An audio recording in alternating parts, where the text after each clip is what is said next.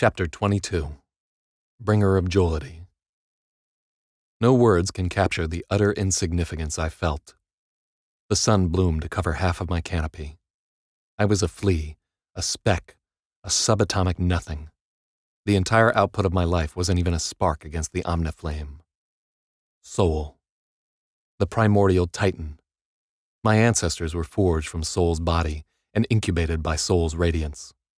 No matter how far we scattered across the stars, our birth star's substance would remain within us, atoms that would endure until the end of the universe. I accelerated, trying to get as much distance as possible from the destroyer. Hurtling along the silver line of freighters, I saw the pockmark on the face of God, the star mine. There were 9 brilliant points of light arranged in a ring, flickering artificial stars that sometimes outshone the sun. It was an affront, a monstrous arrogance, but I had come for a far greater hubris. Invisible to the naked eye, the corona appeared through my canopy filters as a seething red-violet storm. The lashing prominences were dark garnet, the hot spots ranging from madder to vermilion. Those swells might be 3 million degrees, a flare could be 20 million. This section of the star mine was a series of ring-shaped megastructures that generated a magnetic funnel. The first ring was at the outermost fringe of the corona, a 500-kilometer-wide band of gleaming silver. I'd been briefed that the ring diameters would contract as I approached the sun. At the chromosphere, the star mine was only 100 kilometers wide. There was no data about what would happen when I was inside of the star. My orders were to wing it.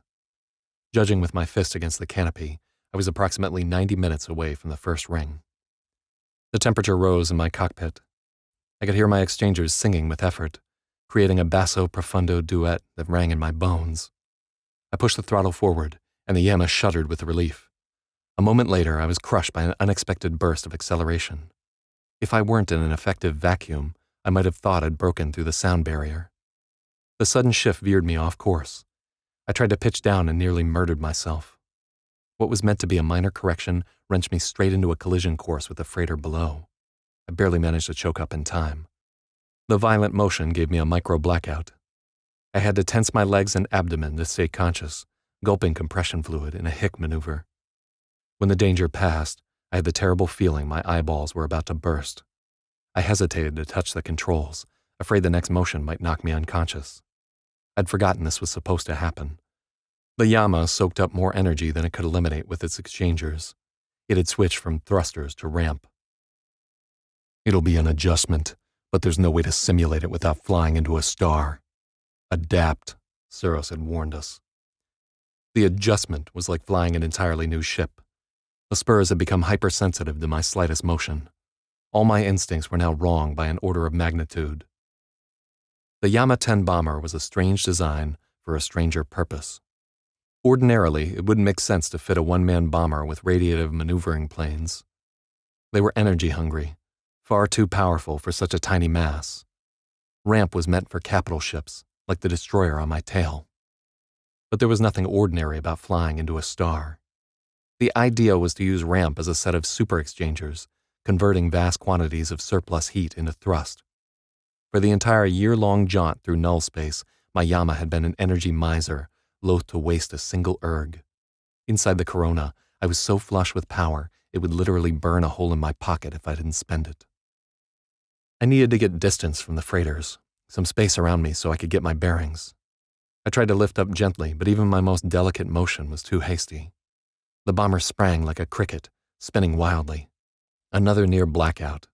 More hic gulping. When I came around, my neck felt like a can crushed beneath a boot. The canopy strobed between sun and space. I was in a death spin that would have incapacitated any human with an ordinary vestibular system. Thanks to my surgery, I could bear it, but it was still disorienting. I couldn't feel my extremities. For a few terrifying seconds, I was afraid I'd severed my spine. Paresthesia came first, then pain. I began to feel my hands again, and I wiggled my toes. Again, my left foot struck the foreign body, my big gamble. My last resort was still lodged in the fold by my left foot. Not yet. Delicate as a surgeon, I eased my ship out of the spin. I positioned my tail to the sun and my nose to the black as if I could hide what I was doing from Soul. Control sensitivity had become more reasonable, the Yama recalibrating on the fly. Facing out at the emptiness of space, I could admit it to myself. I was terrified of Sol. I was afraid to fly into the star mine. I didn't have to. I could detonate right here. The explosion would wreck 100,000 freighters and wipe out the destroyer that had killed Liar and Corrupt. But the sun would endure, and the collaborators would rebuild. History would remember me as the greatest premature ejaculator of all time. No, I wouldn't go out like that. I wanted to find a way out of this without killing anyone else. I realized the Yama was uniquely positioned to pull off an Oberth maneuver. The hotter I got, the more thrust I could generate. I could slingshot around the sun, attain an incredible velocity, and fire myself into deep space. Perhaps I could even catch a glimpse of old Earth, or the Jupiter Pentakis on the way to interstellar space. I was captivated by the idea, but it was a fantasy. An Oberth maneuver required exact calculations I couldn't possibly perform. I would just burn up. If I was going to go out that way, I wanted to go bigger, fire all my guns at once and explode into space. I could push ramp as hard as it could go and suicide from acceleration alone. My funeral pyre would be a vast antimatter wound on the surface of Sol. If I was going to go that far, why not go all the way? I know what you are. I know you won't fail me. My eyes narrowed. Sergeant Tsuros was light years away, and I still couldn't escape him. Because he was right. I couldn't resist the challenge, the risk, the glory. I could run the gauntlet. I could be the one. I could destroy the sun. I turned the Yama's nose back towards the task. As Sol's golden face loomed large in my canopy, I saw a glimmer of light at the corner of my vision. At first, I thought it was only wayward flak, but then 6 more flashes followed. They fired in sequence. My canopy lensed forward to assist, telescoping until I could make out the spherical profile of a collaborator capital ship. The Yama's innards shuddered against me, reacting to my mounting dread. Hexagons ringing pentagons. It was a Glomer-class carrier. Those 7 flashes were interceptors. I pressed my thumb against the canopy and calculated, gauging the relative distance to the carrier as I'd been trained. I was struck by the insanity of my position.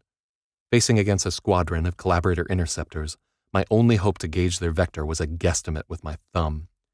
They were headed for the first ring of the star mine, and it looked like they might beat me there. That was trouble. The collaborators would have the sun at their backs, and they could set up a defensive formation and pick me off as I tried to fly through. I was unarmed, except for a weapon that would kill us all. My only hope was to outrun them. Could I do that? The fighters would have an initial burst from their launch catapults, but I doubted the collaborators would do anything as harebrained as fitting ramp on a one-man ship. I pushed the Yama as hard as I dared. Then, I pushed it a little further. I was getting a better sense of the newfound power at my disposal. The exchangers roared, and the ship's innards rumbled with strain. I soared towards the sun, running a race for my life. Gray crept in at the edges of my vision. My circulatory system couldn't keep up with the acceleration. I backed off the throttle slightly, and the taste of copper flooded my mouth. I wondered if my heart had given out. Instead, there was a pleasant tingle running up my left arm. It reached my chest and exploded outward, sparkling in my fingertips. The Yama had sensed my low blood oxygen level and was administering Dijamori. The drug took hold. My vision sharpened, outlines leaping out at me as if they'd been honed. Objects moved with a new fluidity, and I could react faster. The polling rate had increased for all of my nerves. Strength flooded into my arms and legs, an explosive potential that begged to be tested. I could understand why Addict had ruined himself for this. If I wasn't careful, it would ruin me too. I was hyperfixating on the feeling of the spurs in my hand, the contented purr of the exchangers, and the stringendo drumroll of my heart. The first ring of the star mine was approximately 15 minutes ahead. At full telescope of my canopy, I could see the details clearly. The ring was a torus, wreathed with tetrahedral spines radiating from the outer edge at 40-degree intervals. It looked like a spiked collar. Suspended above each of the 9 spires was a pure black orb, what I'd thought were artificial stars. Occasionally they flared to life, so bright my whole canopy would wince into near opacity. The spheres were only tiny dots at this distance. They were no more than 100 meters in diameter. As I drew closer, I could see their effect on the corona was incredible. Each orb was the origin of a vast, teardrop-shaped magnetic tempest, a million-degree hurricane that stretched out for hundreds of kilometers. I looked upon the ninefold storm and comprehended a pattern. Farther into the corona, each storm was replicated, doubling in size. This continued again and again until the pattern was too faint to see. In the eddies between each storm, there were echoes of the whole in microcosm, endlessly repeating self-similarity. The sun's stabilizing spheres had created a fractal the size of Jupiter. An unfamiliar sound rose in my ship. I thought some system must have failed. I was that system. I was screaming and I couldn't stop. It was a low, drowned keening, pitched down by the compression fluid in my voice box. I was gripped by a powerful urge to take the spurs and fly right into one of the freighters. Anything to get this awful realization out of my head. This was more than monstrous. It was blasphemous. Tai D had grown powerful beyond anything I dared dream. As my mind plunged into mortal terror, my body took the chance to rebel. My hand pulled the throttle without conscious decision, preparing to divert and flee. Deceleration throbbed in my teeth. As I slowed, the streaking silver rails resolved into individual ships again. The lines of freighters converged at the ring, 100 trains zippering together from every direction. It was like a wire-stranding machine, twisting together a cable of ships out of thousands of freighters at incredible speed. Trillions upon trillions of kilotons of cargo flowed all around me, bound for the star mine. I gulped at my doom like a witless goldfish. It's the drug. The insistent significance of every detail was overloading my brain and compromising my decision-making. I couldn't possibly run. There was a destroyer on my tail, and I was flying too fast to divert before I hit the corona. If I had any wits, I would have tried to surrender. But I was hyperventilating, and probably in tachycardia. I let go of the spurs, squeezed my hands into tight fists, and closed my eyes. I forced myself to breathe slowly. The respiration assist thumped my chest off kilter, like a dance partner who'd missed a step.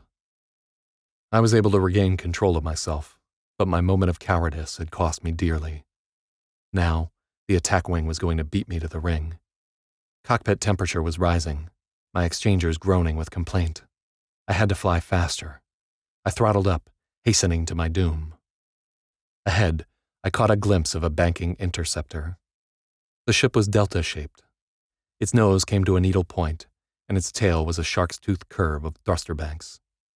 The titanium white hull caught the sunlight with a fierce glow. The ship's canopy was ruby red. The muzzles of its 4 cannons were crimson. 2 blue cheek blazes just under the canopy were the last piece of the puzzle. It was an AGA LAG-81. I could almost hear Tsuros bark affirmative at me. Paranoia set in. Why were there only 7 of them? Why had there only been a single destroyer guarding the approach? It was almost insulting. Did the collaborators really think so little of us? Why shouldn't they? They'd already killed Corrupt and Liar. If I couldn't outfly 7 interceptors, I was next.